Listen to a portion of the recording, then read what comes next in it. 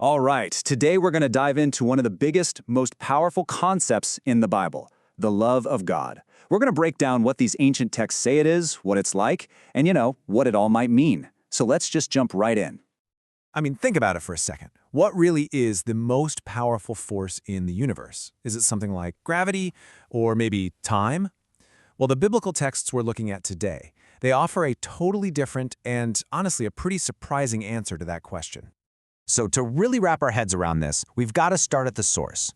According to these writings, where does love actually come from in the first place? Now, this is a really crucial distinction the text makes. It isn't just saying that God has love, like it's one of his many characteristics. No, it's making a much, much bigger claim, that God's very essence, his actual nature, is love. And the implication of that is pretty profound. It means that any real, genuine love you see in the world, well, it all flows from him. He's the origin point. And that idea flows right into this next one. This love isn't some kind of reaction to something good we did. It's not a reward we earn. The writer here really emphasizes that this was an initiative, a choice that God made first. It's presented as a proactive force, not a reactive one. Okay, so if love is God's very nature, what does that actually look like? What's it like? Well, the texts use some really incredible word pictures to describe its core qualities. For starters, it's described as just vast. Psalm 36 paints this picture of a love that's totally immeasurable, something that stretches way beyond anything we can see or calculate, literally as high as the heavens.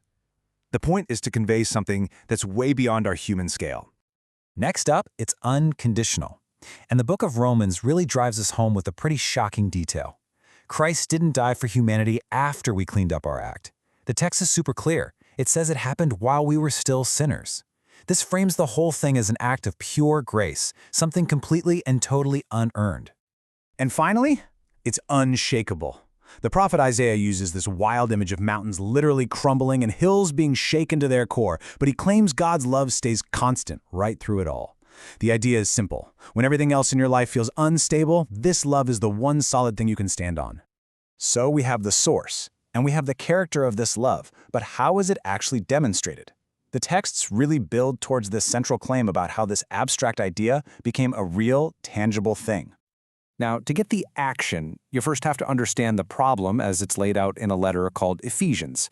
It describes the human condition as being spiritually dead, basically a state of separation and hopelessness.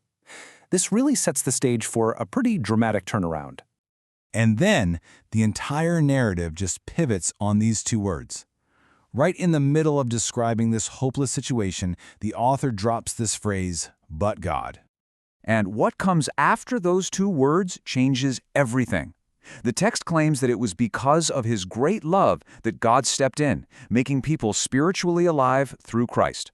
This whole thing isn't presented as some kind of obligation he had, but as this profound expression of love, designed to show his kindness.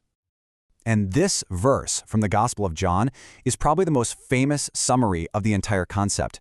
It just connects all the dots perfectly. God's love is the motivation, giving his Son as the ultimate action, and the result, the offer of eternal life to anyone who believes. So that's the big cosmic story, but how does that translate into our actual day-to-day lives? Well, the texts also focus a lot on the practical side of what it means to live inside of this love. The Gospel of John uses this word abide, which sounds a little old-fashioned, but it really just means to remain or to live somewhere. And it's laid out like a clear process. First, you consciously decide to remain in his love. That leads to the second step. You start following his example of sacrificial love for other people. And the promised result isn't a heavy burden, but what the text calls complete joy.